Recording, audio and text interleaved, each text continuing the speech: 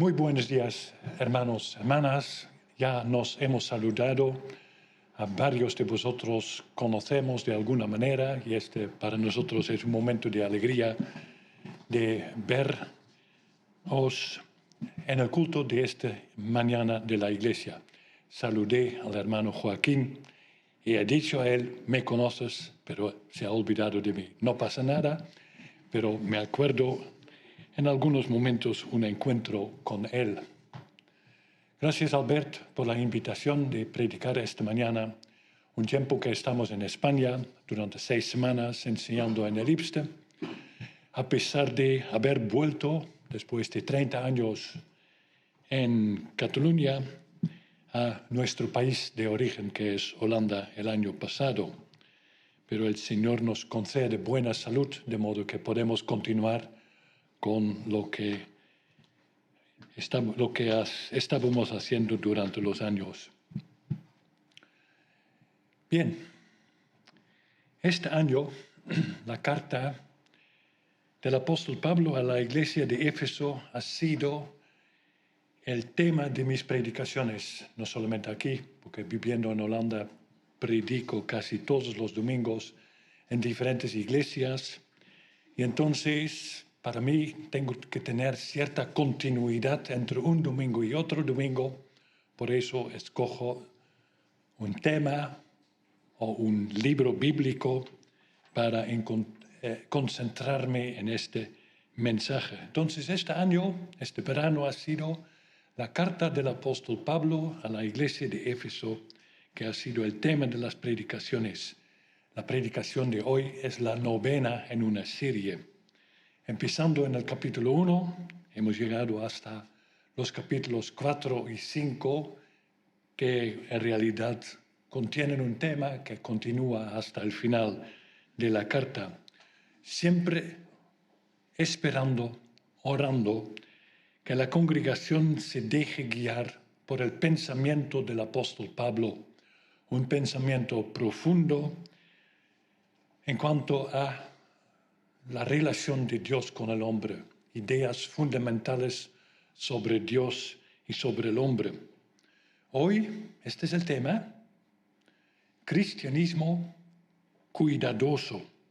Este cristianismo cuidadoso que Pablo enseña a partir del capítulo 4. Y vamos a concentrarnos en el versículo 20.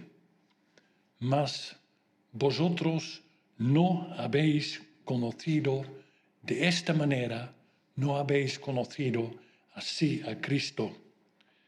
Y hay una traducción más directa, más penetrante, que dice, mas vosotros no así habéis conocido a Cristo. El tema entonces es cristianismo cuidadoso, las consecuencias de haber conocido a Cristo. Quiero empezar de esta manera. He viajado en los años de vivir aquí, trabajar aquí varias veces a la isla de Cuba para enseñar allí también en un seminario. Y conocimos en estos años a una pareja que estaba a cargo del seminario, el rector y su esposa. Un seminario es una escuela, como IPSTE, es una escuela con un programa académico, con varias materias.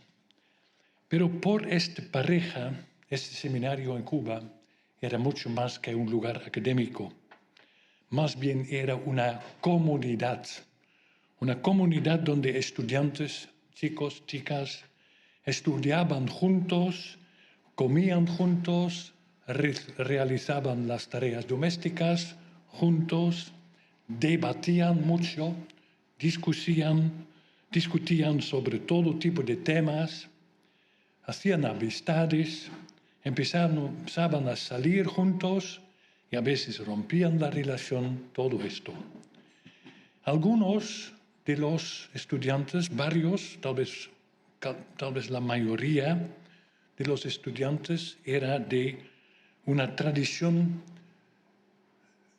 no tan profundamente cristiana. La minoría vino de las familias cristianas.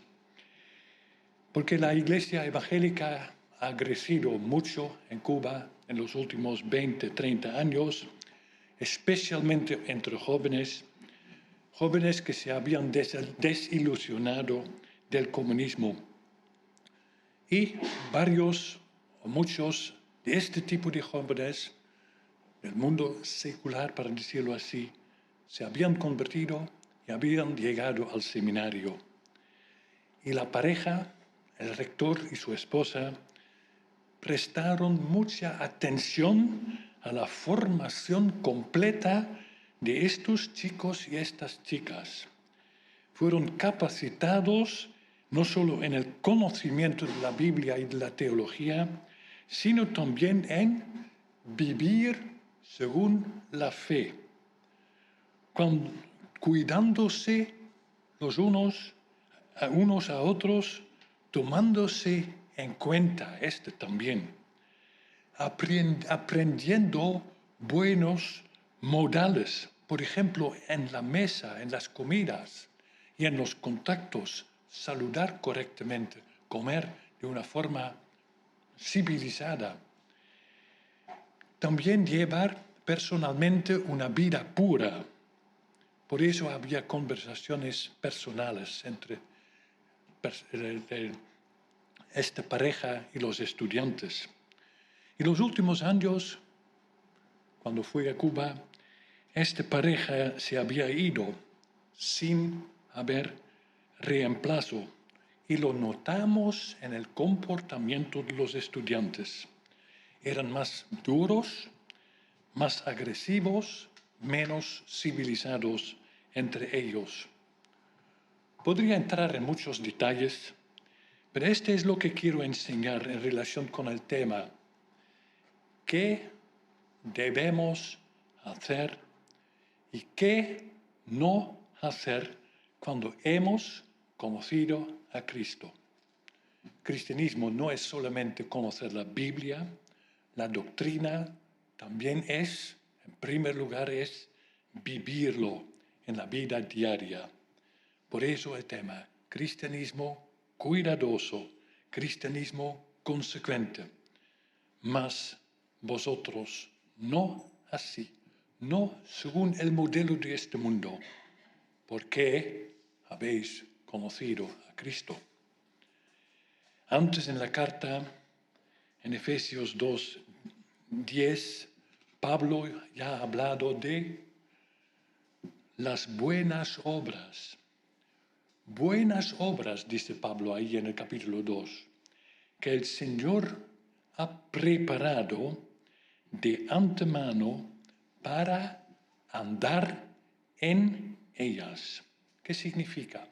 Significa esto: vivir bien tu vida, vivir la vida con cuidado, dirigir bien a la familia, hacer bien el trabajo, cuidar la creación, la naturaleza, todo lo que Dios ha creado. Porque la propia vida, el trabajo, la familia, la naturaleza, la sociedad, todo esto es obra de Dios. Son las buenas obras de Dios. Y nuestro llamado es caminar, vivir bien en esta obra buena de Dios.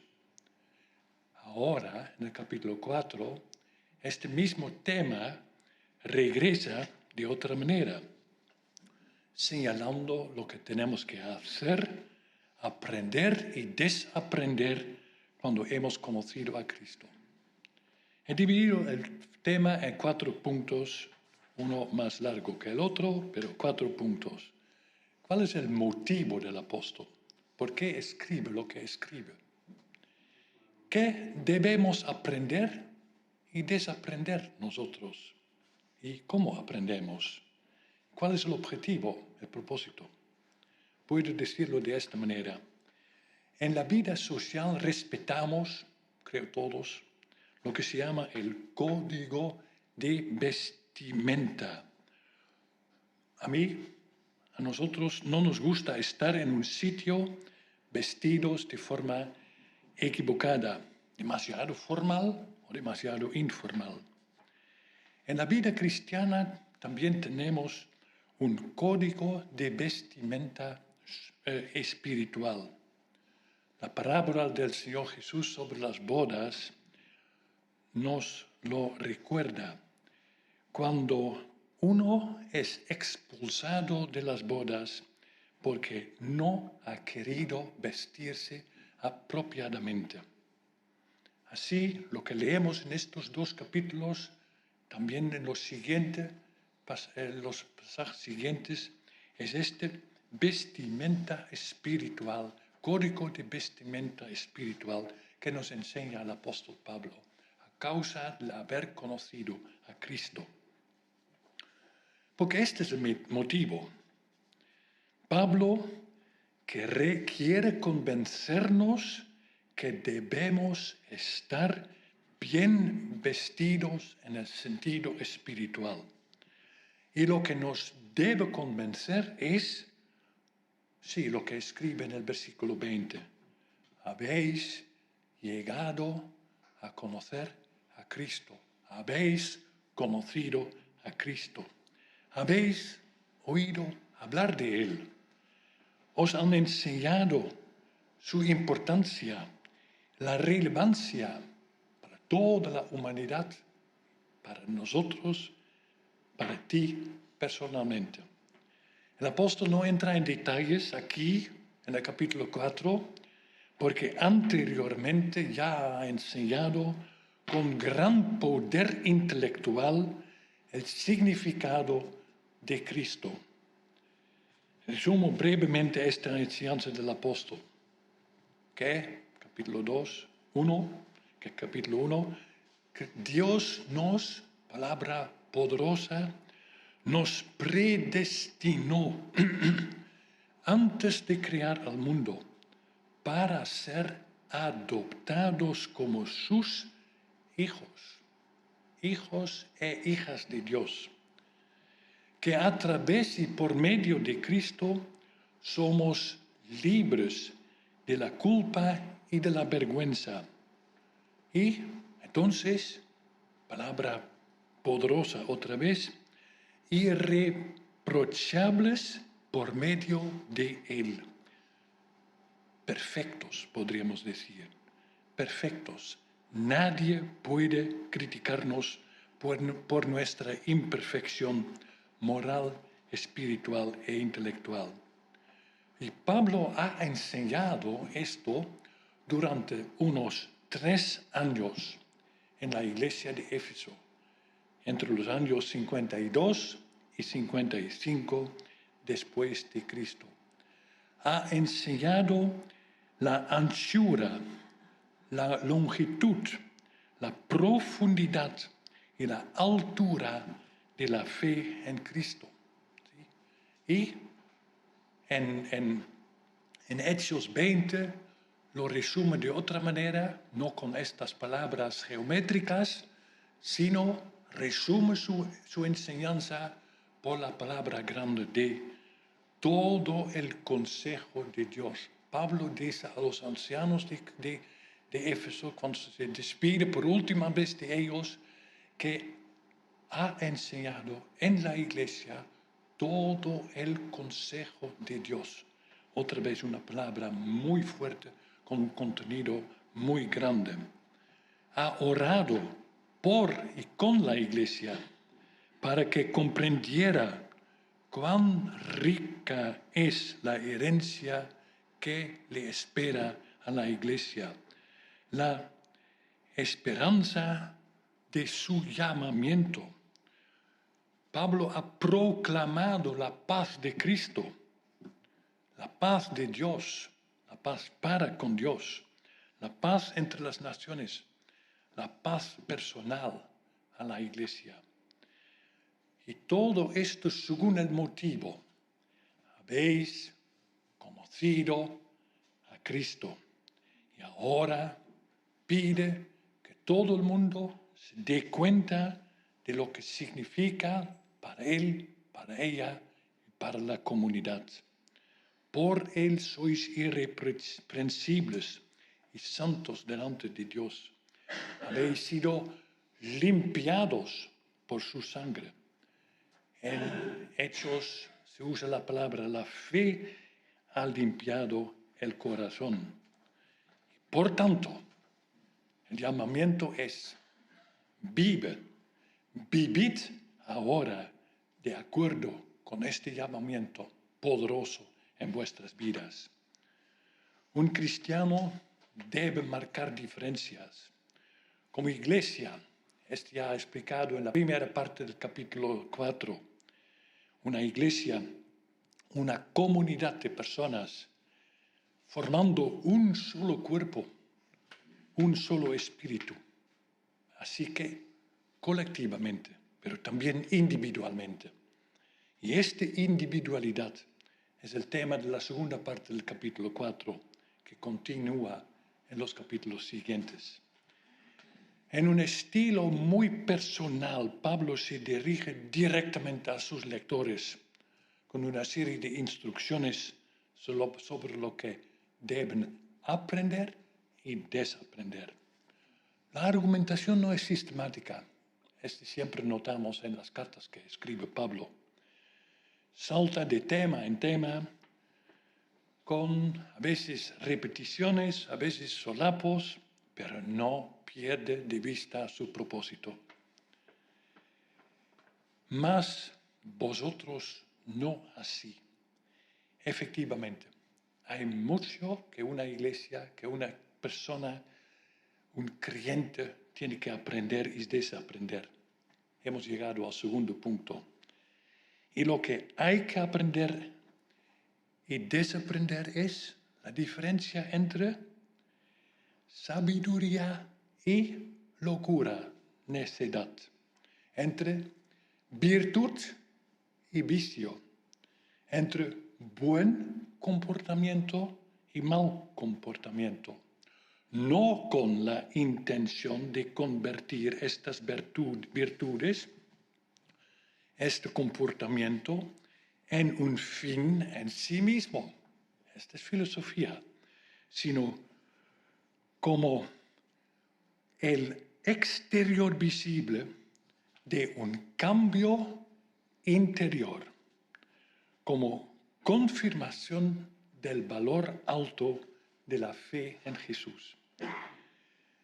De hecho, parece que Pablo está impartiendo un curso de reeducación, formación de buena conducta, para armonizar lo interior con lo exterior. Así que hemos llegado a esta perspectiva. Si has llegado a conocer a Cristo, ya no puedes vivir como antes. Antes, y entonces tenemos que pensar en la iglesia de aquella época, antes los creyentes eran servidores de los ídolos. Y servir a los ídolos es una vida sin propósito y sin orientación. Es seguir mentira. Así que seguir a los ídolos, y es una advertencia a nosotros también, porque no adoramos los mismos ídolos, pero corremos el peligro de servir los ídolos de nuestro tiempo. Servir a los ídolos es una vida vacía, es una vida sin sentido. Sirviendo a la idolatría, corremos el peligro de una insensibilidad completa en cuanto al bien y al mal. Y esto significa una vida que se permite todo. Así, una vida moralmente y espiritualmente impura.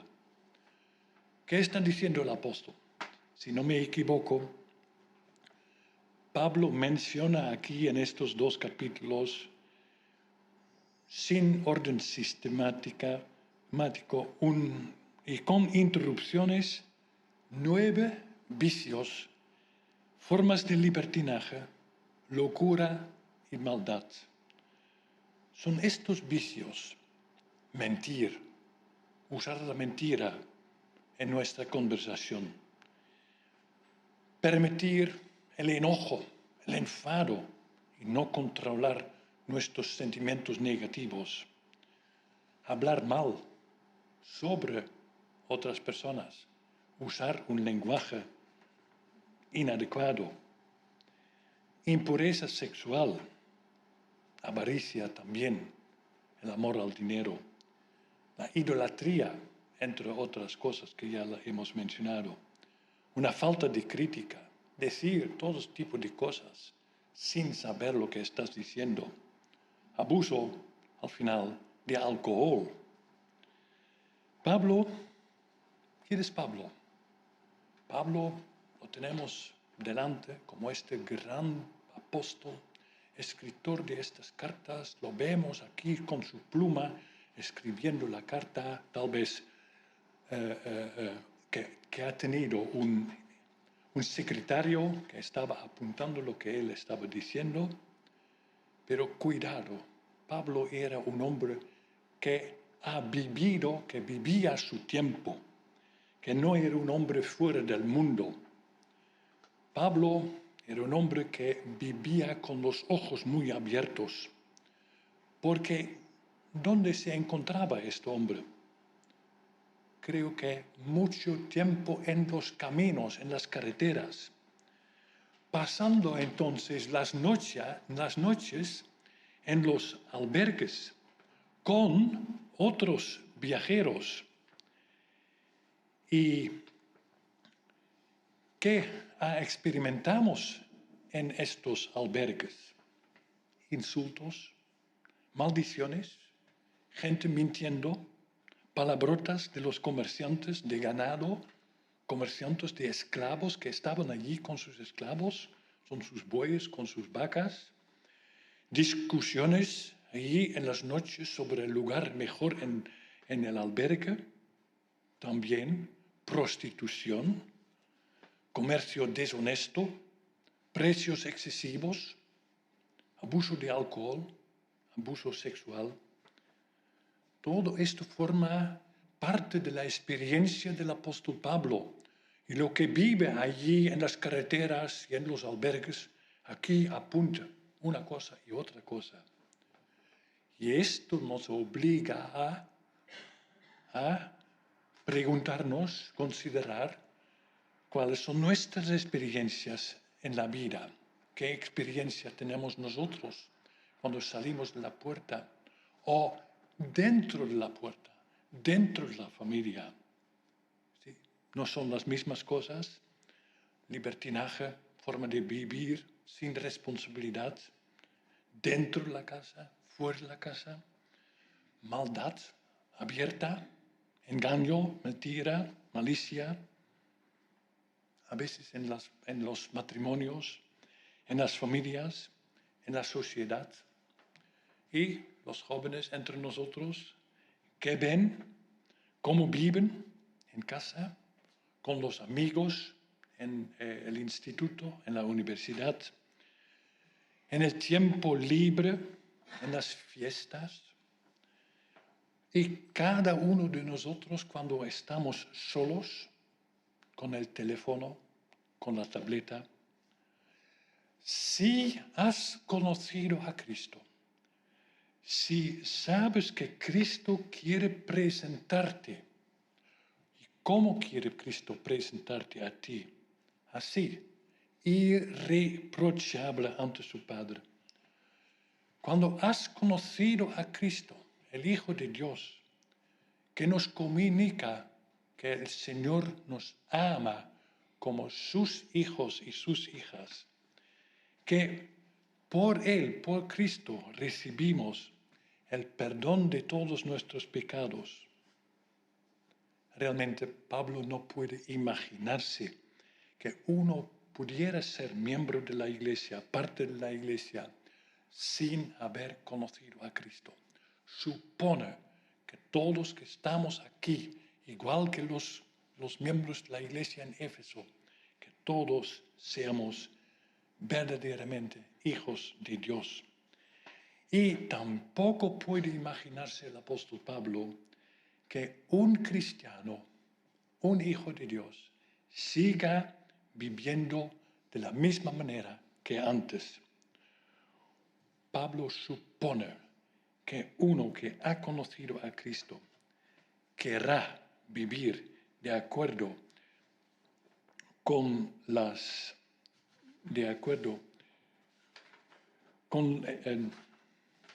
sí, no voy bien, ahora he hecho, sí, de acuerdo con las intenciones de Cristo, que ya no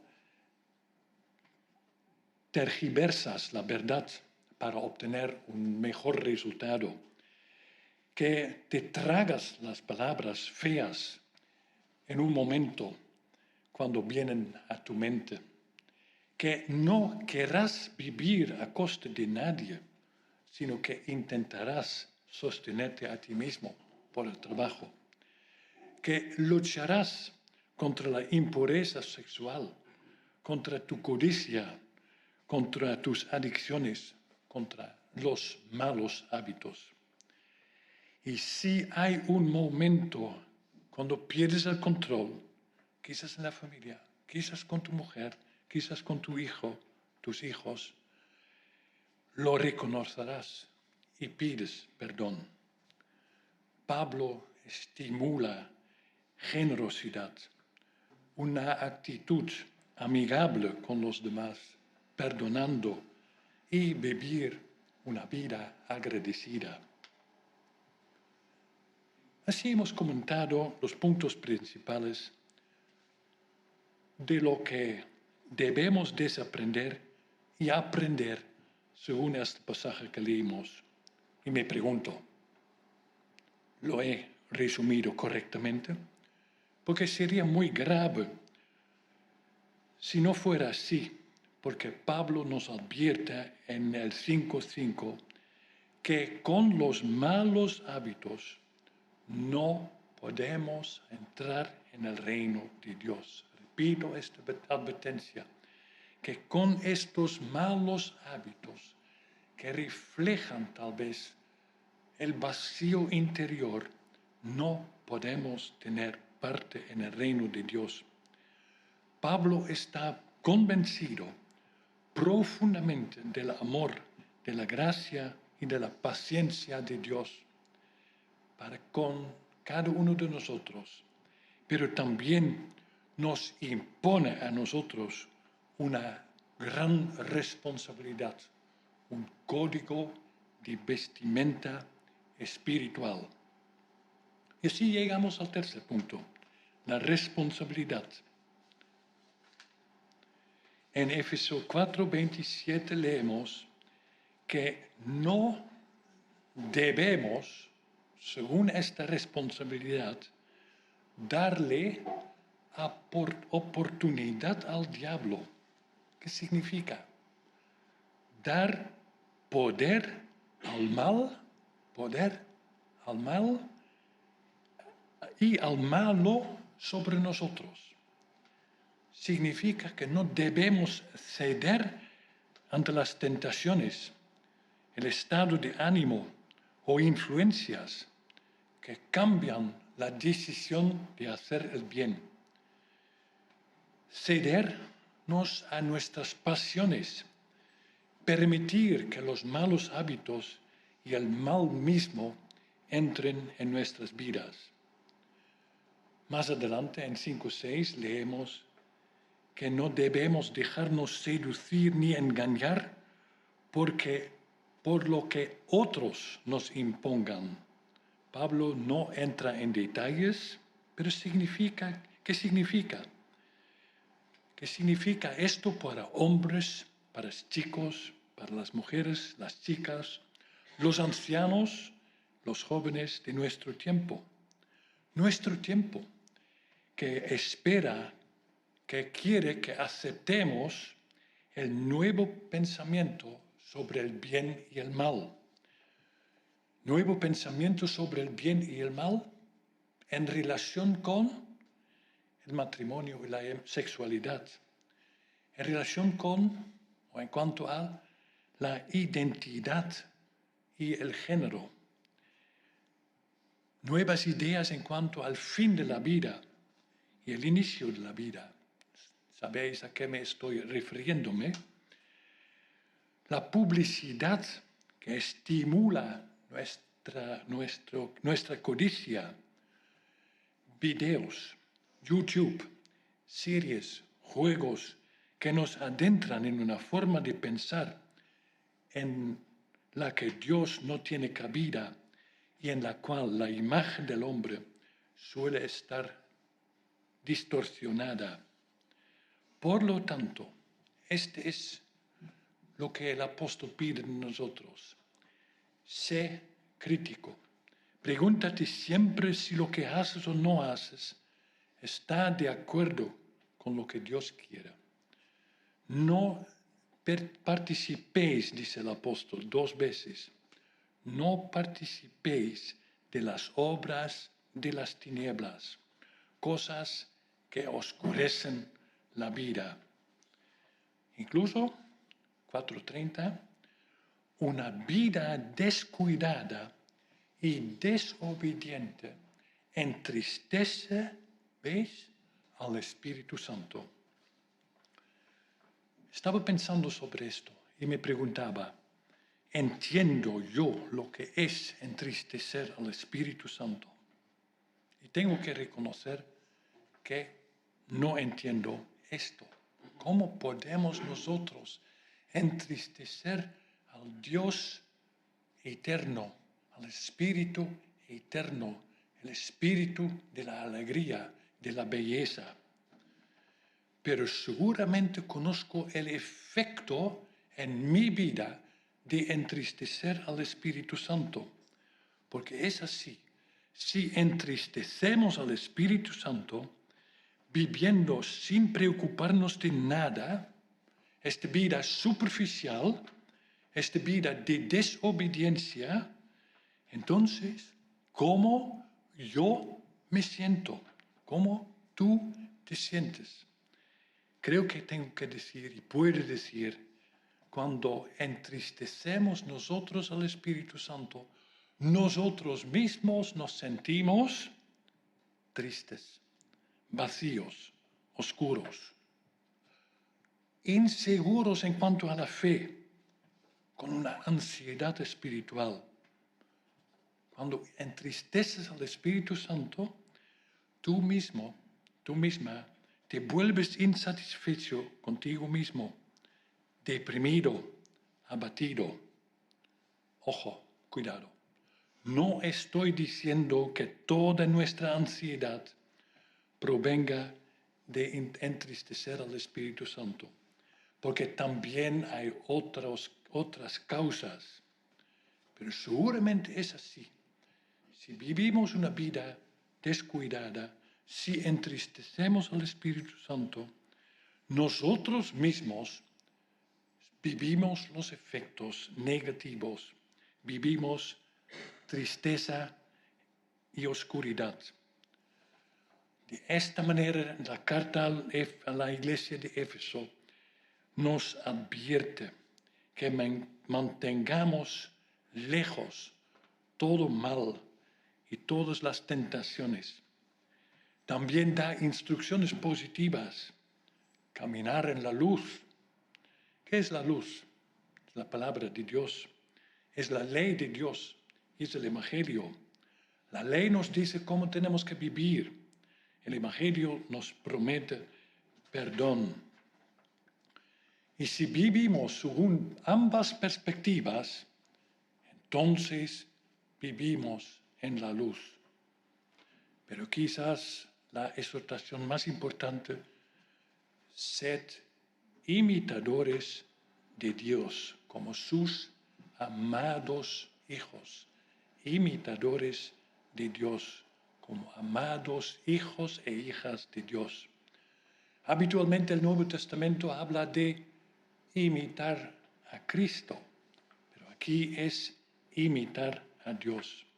Y es lo mismo, obedecer a Dios en fe y en confianza. No por miedo imitar a Dios, sino por amor a Él, como hijos suyos que esperamos todas las bendiciones de Él. El último de los 4 puntos, corto. ¿Cuál es el objetivo de todo esto? Los textos aquí hablan de 4:22, de la muerte del viejo hombre. ¿Quién es el viejo hombre? En realidad, el viejo hombre soy yo. El viejo hombre somos todos. En nuestra debilidad, en nuestra incredulidad, en nuestra lentitud, en nuestra superficialidad, la comodidad, la indiferencia, el viejo hombre, la vieja mujer, somos todos en nuestros malos hábitos, en nuestra ambigüedad, en nuestra cobardía. Lo que importa es que seamos renovados, interiormente renovados, en el pensar, dice Pablo en 4:23, que nuestro pensamiento se rejuvenezca, dice una edición de la Biblia en otro idioma. Así que empecemos a vivir y pensar según nuevos motivos. Pablo nos anima también como comunidad, a cantar salmos, himnos, cánticos espirituales como instrumento, como utensilio para llegar a para este nuevo pensamiento, como una expresión de una gratitud continua y profunda, para que nuestras vidas se conviertan en un canto de alabanza a Dios, aceptándonos mutuamente como hermanos y hermanas en la fe, en reverencia a Cristo. La fe que tiene este poder de renovación. Entonces concluimos.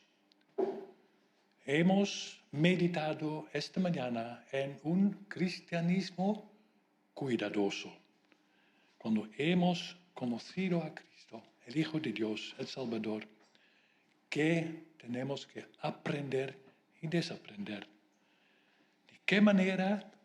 ¿Con qué propósito? ¿Con qué finalidad? Y hemos visto que hay muchas cosas para aprender y desaprender, porque no he mencionado todo. Solamente he buscado una línea principal por los textos que leímos. Tenemos que aprender mucho y desaprender mucho. Y esto durante toda la vida. Cuando era más joven yo pensaba cuando sea mayor, entonces ya habré aprendido cosas que ahora me cuestan. Tengo que decir que todavía estoy aprendiendo las mismas cosas y que no avanzo mucho, pero en la confianza de la promesa del Señor. Quizás habéis visto que en el texto que leímos hay un movimiento, lo he sugerido por lo menos, desde adentro hacia afuera.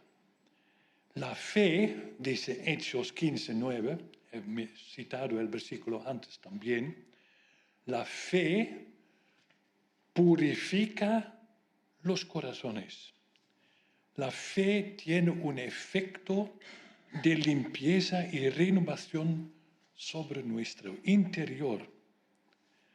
Pero vimos aquí en el pasaje que este efecto interior tiene que hacerse visible en lo exterior, en la forma de nuestra vida, en nuestra conducta. Así que el nuevo hombre es principalmente una renovación interior, una renovación espiritual, pero el nuevo hombre tiene que hacerse visible exteriormente en la práctica de la vida también. Al mismo tiempo, y esta es experiencia de la vida, hay un movimiento de afuera hacia adentro. Cuando vivimos cuidadosamente con Dios, con los demás, nuestra fe se beneficia de esto. Es que los hábitos entonces, los buenos hábitos nos ayudan a dar estabilidad a la fe, librándonos de dudas y de ansiedad.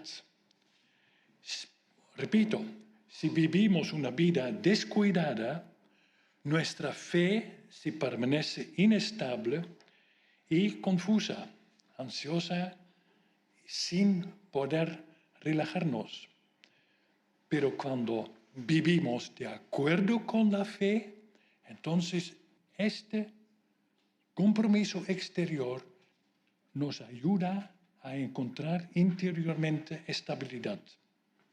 Y quiero terminar así, que nos ayudemos también el uno al otro en esto, buscando buenos ejemplos de un cristianismo cuidadoso, siendo cada uno de nosotros buen ejemplo para los otros. Que la iglesia, la comunidad, de verdad sea un lugar donde se estimule este cristianismo consecuente. Como he mencionado el ejemplo de Cuba al inicio, como en este seminario, en tiempos mejores, cuando era una escuela no solamente de formación académica, sino de formación personal también. Repito una vez más el versículo de esta mañana para que os acompañe durante toda la semana. Mas vosotros no así habéis conocido a Cristo. Amén. Muchas gracias por vuestra atención.